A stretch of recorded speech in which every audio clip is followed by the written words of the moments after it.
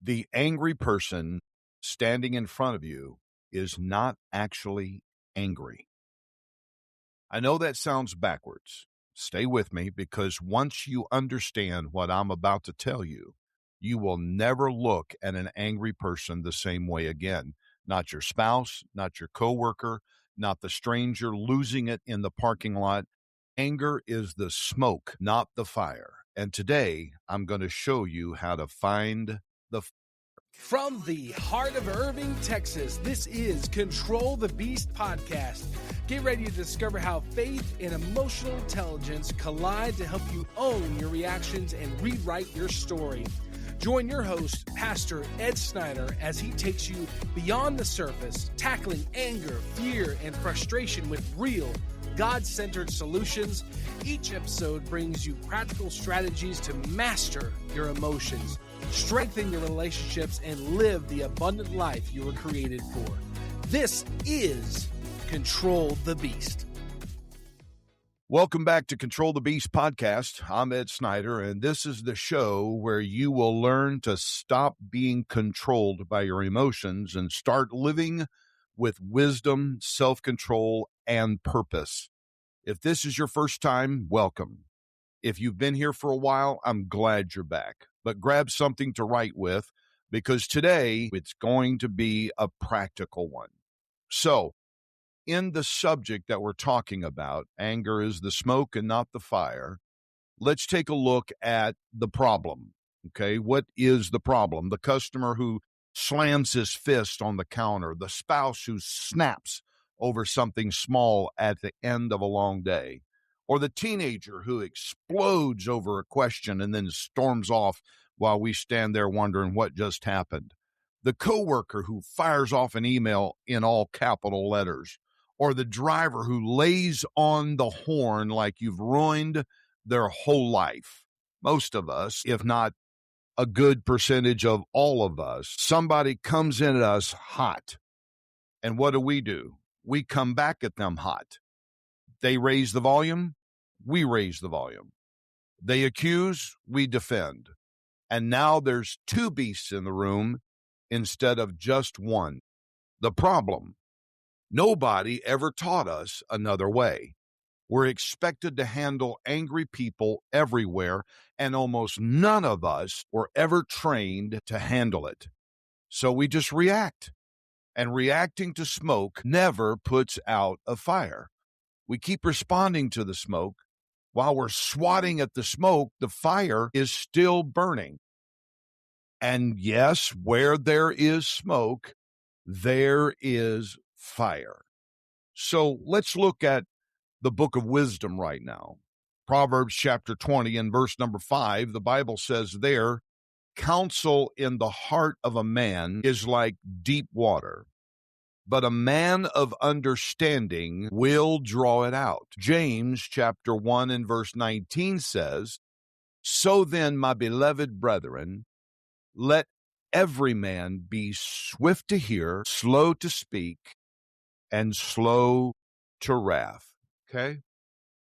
Now, we need to really, at this point, understand something, grab a hold of it, and start practicing it. Let's talk about deep water. What's really going on inside a person deep down, under the surface? I'm not talking about the yelling, the screaming, the faces wadded up, or the fists, waving in the air, or the pounding on the countertop. I'm not talking about that. What's going on deep down? You've got to look past the weed and find the root. You got to look past the problem and find the real reason. Okay? The symptom. Okay, what's causing the symptoms? Now, a person of understanding does not react to the surface. He or she draws it out. Okay, the deep water. Counsel in the heart of a man is like deep water, but a man of understanding will draw it out. So we've got to do a deep dive and find out what's really going on inside our loved one, our friend, our coworker, or whatever. He draws that out. Now, something else I want you to look at. Notice what James said. There are three things. They are swift to hear first. okay? You can't just start speaking when somebody's upset, somebody's, voicing at a very high volume what they feel like their problem is. Our job is not to speak. Our job is to listen. So swift to hear first, slow to speak is second, and of course, slow to wrath is third. Most of us run that list backwards. We're swift to wrath. We are swift to speak, and we'll listen later. Okay. Today, we got to flip that back around and get it in the right order. Something that we also have to understand and grab a hold of, and I've said this many times, if you're a longtime listener of our former podcast, True North Podcast, or if you've read our book or you've heard me speak somewhere, you have heard me say, anger is a secondary emotion. It rarely starts the fire. Anger is the emotion that shows up at the door, but it's not the one that knocked. Okay? The chain of events in this is before anger as a secondary emotion, there's always a primary emotion: fear, hurt, frustration, embarrassment, stress, feeling disrespected, feeling powerless, feeling unheard. Okay? Then comes the secondary emotion, which is anger, which most of us experience. Then, if one draws out the deep water, then what happens is escalation. Anger develops into rage. And if it keeps going, it's loss of control, or what is called rage that is on steroids. Okay? Blind rage. There it is. Had a little mind bleep there. Blind rage. Blind rage is where somebody does stuff, tears up stuff, hurts somebody, and just denies it when they come back down. They have no memory of what they've done. That's blind rage. You don't want to go there. It's very, very ugly. So anger, and here's something else about anger. Anger feels like strength. Fear feels like weakness. So people hand you anger and hides the wound. Your job is not to attack the anger. Your job is to find the wound. Okay? Here's an example. The customer who yells, "Nobody around here knows what they're doing." Well, what's going on underneath? Where's the deep water? Could be fear. And what they're really saying is, I'm scared this is going to cost me money that I don't have. It could be frustration.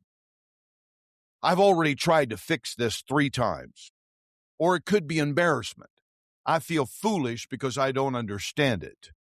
Or it could be powerlessness. I have no control and I need somebody to help me. So those things right there, those are the underneath emotions that's causing the person, nobody around here knows what they're doing.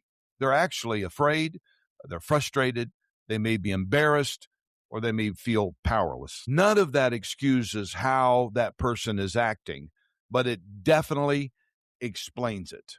Okay? Now, here's something that we really need to grab a hold of is do not listen to the volume of their voice. If they're yelling, let them yell. It's a vent. Okay? Don't listen to the volume of their voice. Listen for the wound underneath the volume. That's what we've got to listen for. That's what we've got to hear is what's the wound? Where's the trigger? What's keying them into this? Okay? Now, before we go into the second half of our podcast, I want to take a quick second. What is really going to get you practical, and I don't want you to miss it. So stay close, and let's talk about Too Good Coffee. It's just something that we've just started. We've just opened up an online coffee store, and again, it's called Too Good Coffee. Real good coffee. The kind that makes you stop and enjoy the first sip instead of just gulping it down on the way out the door. I drink it. My family drinks it. Every order helps support the work that we do right here on this show. So do yourself a favor and go to Drink Two, that's Too, Too Good Coffee. Drink Too Good Coffee. Order a bag. We've got starter kits that you want to take a look at. Fact matter, Smooth Morning Starter is a bag of blonde coffee and breakfast blend. You get 2 pounds of coffee for a discounted price. And I'm telling you, you're going to do it. So, all right, coffee in hand, let's go back to the second half of the show. So what this really looks like in real life, this anger is the smoke, but it's not the fire. In your own house, when your spouse snaps over something small, ask yourself inside your head, what's underneath this? It's rarely the dishes. It's usually exhaustion, feeling unappreciated, or fear they have not said it out loud. Okay, the argument on the surface is almost never the real argument. Same as with your kids, the angry teenager is often a scared or embarrassed teenager without words. They can't figure out how to vent. They can't figure out how to explain themselves. So they just scream, "I hate you," or whatever. And that's not really what they're talking about. You, again, fight the smoke, you'll lose them. Look for the fire and you will reach them. Okay, your spouse, your teenagers in your home, don't fight the smoke. Look for that fire. What's the real problem? Have you said "I love you" to your spouse enough? Have you told her or him that you are appreciative of everything they do? Have you spent time with that teenager? And I know, listen, I've raised 2 kids. Teenagers go brain dead about 12 years old, and they finally wake up somewhere around 20. And they realize you really do have a brain and you're smart. So just hang in there. Parents, if you've got that age bracket and your teenager's gone brain dead, they're under there, and I promise you they're listening to every word that you say. Let's look at work or in leadership. The leader who wins is not the one who matches the intensity. It's the one who stays curious. Help me understand what happened. Diffuses more than "you need to calm down." Okay, you hear what I'm saying here? It's the leader that says, "Help me understand what happened." Empathize. Diffuses more than any time that you'll ever say, "You need to calm down. You need to get your feet back on the ground," all of that stuff. So I'm really sharing some good stuff with you today, that anger is the smoke, not the fire. Some of you may know this. I have served over 30 years as a law enforcement chaplain, and I've been in my share of messes with our law enforcement, with police officers in Stockton, California, Danville, Virginia, and of course here in Irving in the Dallas area. And I have stood in a lot of rooms on the worst night of somebody's life, when I have to do a death notification, when a grieving family member screams at the officer or me. That's not anger. That's terror. Again, anger is the smoke, not the fire. The smoke is them yelling for no reason at me or the officer. So you've got to grab a hold of what's underneath. Well, I just told them a family member was killed in a car accident, or whatever the case may be. So it's terror, and this is grief with nowhere to go. If I had taken it personally, I would have made what is already the worst night of their life even more worse. Okay, instead, you stay calm, you stay kind, you let them know somebody sees the fire underneath. Okay, you let them know, I get it. And I've lost somebody. Who can I call? Can I call your pastor? Can I call you have a daughter, a son, a spouse, or whatever the case calls for? Just recently, I got a call to do a death notification in the middle of the night, and I had to go to a home, of course, accompanied by a police officer, and tell two parents, mother and father, that their 12-year-old son was killed by a car.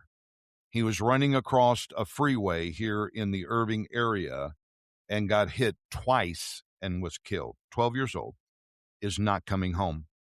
And of course, in death notifications, we're trained not to say, your loved one was taken in a fatality. Okay. You have to go in you have to go in strong. Your son was killed today on the freeway, hit by a car. And when I said that, that mother, of course, went to pieces and started screaming at her husband, accusing him, this is your fault. You let him go to that. You should have never let him go to that. And of course, we had to stay calm and stay kind because, again, this is terror. A mother's 12-year-old son is never coming home again. So again, anger is the smoke, not the fire. So I had to go in and deal now with the grief. Okay. So next time you blow up, don't just feel guilty about the smoke. Find your fire. What's the trigger? What's underneath? Where don't try to take care of the symptoms. Go in for the cause of the symptoms. Were you afraid? Were you embarrassed? Was you disrespected? Stretched past your limits? You cannot control a beast you refuse to understand. That's key, right? I just dropped something there you need to pick up. You cannot control a beast that you refuse to understand. Chapter 1 of our book, Control the Beast, is the power of understanding. When you understand the who, the what, the why, the how come, it helps you deal with situations and people so much better. And with you today, you, the listener that's listening to this podcast, self-awareness is where self-control begins. So what not, here's some things of dealing with other people, especially, no matter how true it is, when somebody is coming at you, or understand that when somebody comes at you with the same thing, you're the angry person yelling and screaming. What doesn't work is you need to calm down. No one in history has ever calmed down because they were told to, especially in that frame of mind. Okay. Or how about this? This is something else you don't do. You're overreacting. No, in their mind, no, they're not. They're expressing something that's underneath. There's smoke going on, and where there's smoke, there's fire. Where's the fire? Or here's another one. This is not my fault. When somebody's yelling at you, right words, wrong temperature, and because of the wrong words, timing is everything. Okay. Sure, they need to calm down. That's absolutely right. And yeah, they're probably overreacting as well. And it probably isn't your fault, whatever it may be. But again, right words, wrong temperature. And because the wrong words, timing is everything. So we've got to understand, you've got to just let it settle and go down deep. Okay. Next time someone is angry at you, before you say one word back, ask yourself one silent question. What is underneath this? Okay. That half second when you're asking that question silently in your own mind, what is underneath? That half a second is where the wisdom lies. Because anger is expecting you to react right now. Boom, come back at them. Raise your voice. Get angry with them. Okay? And of course, this is something for yourself. Next time your own anger rises, name that emotion that came first. What did you identify? What did you feel the second anger stuck its head up? I'm actually afraid. Or I actually feel disrespected. Or I'm just exhausted. I'm so tired. I've been working so many hours and 6 days a week, 7 days a week, trying to make the money, trying to pay the bills. I'm exhausted. Naming the fire takes the power out of the smoke. Grab a hold of that. Understand that. Naming the fire takes the power out of the smoke. So let's recap before we close out. Again, anger is the smoke. It's not the fire. And the person of understanding draws out the deep water. So this week, with other people, ask what is underneath this. And with yourself, name that emotion that came first. Okay? That's your assignment for this week in helping yourself understand anger is not the smoke, is the smoke and not the fire. A couple of things that I want to give you a call to action is on June 23rd at 7 o'clock Central Standard Time, I'm doing my first webinar. I'm so excited.